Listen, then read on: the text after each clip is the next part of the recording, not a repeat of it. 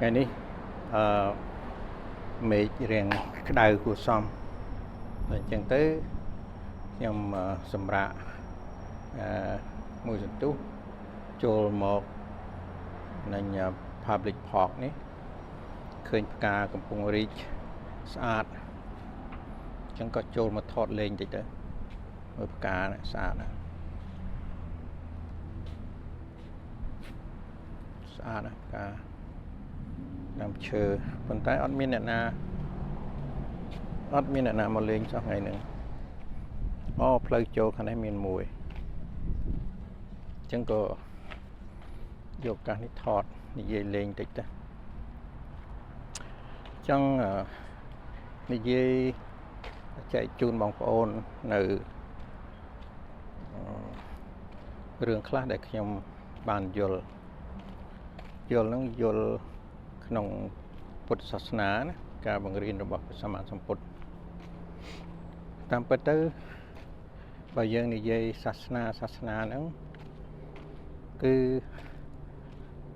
ព្រះសម្មាសម្ពុទ្ធបង្រៀនហ្នឹងត្រឹមត្រូវប៉ុន្តែជំនឿដតីដែលមានព្រះអរិយទេពជាប្រធានអីហ្នឹងយើងអត់ហៅសាសនាបានទេ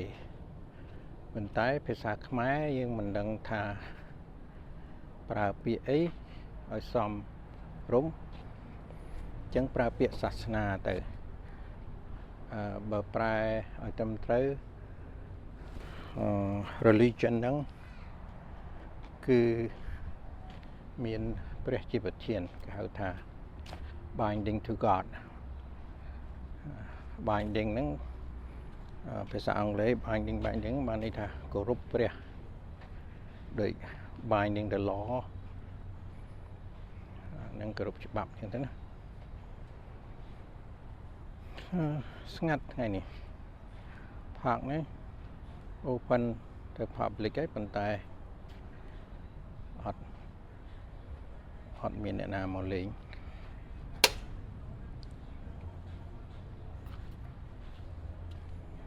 ប្រើ magnetic នេះម្យ៉ាងដែរ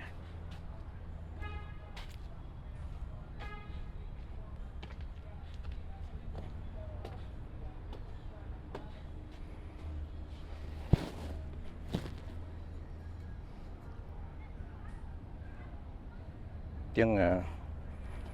ជើង tripod ដែលខ្ញុំ order មកហ្នឹងប្រហែលជាត្រូវ return ទៅវិញណា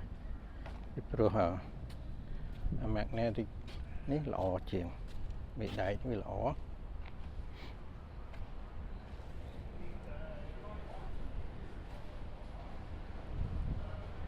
ទៅមើលខ្លះទៀតមើលដែកផក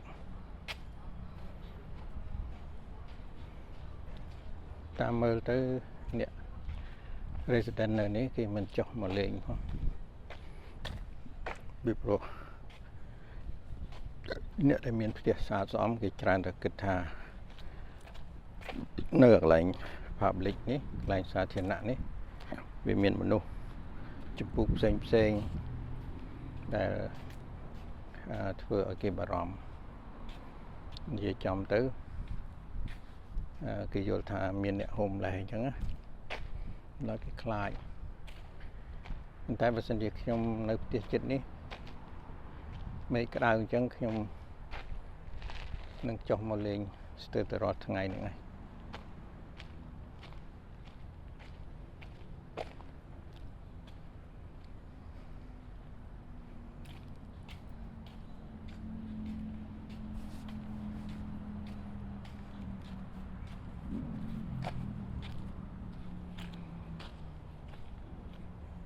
សឹងអីមើល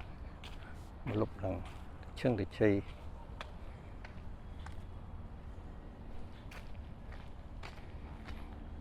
ផងនេះគេ design មកដើម្បីឲ្យយើងរៀនសូត្រឃើញជារូប planet នេះ planet មួយផ្សេងហើយយើងនេះគេហៅ planet Earth នេះគេហៅ blue planet នេះស្រាប់ហើយនេះ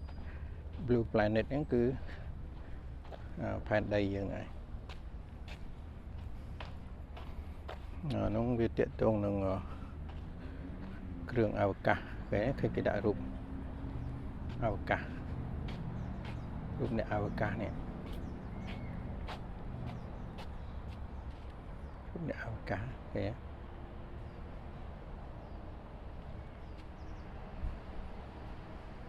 Kid zone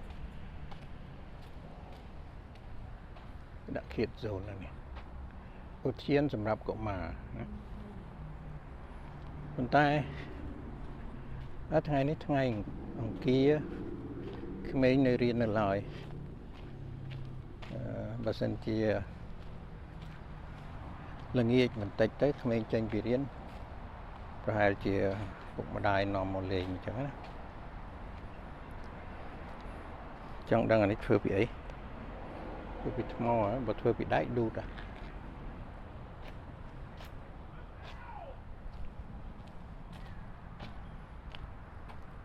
ចុះនេះដែកអីអត់ទេដែក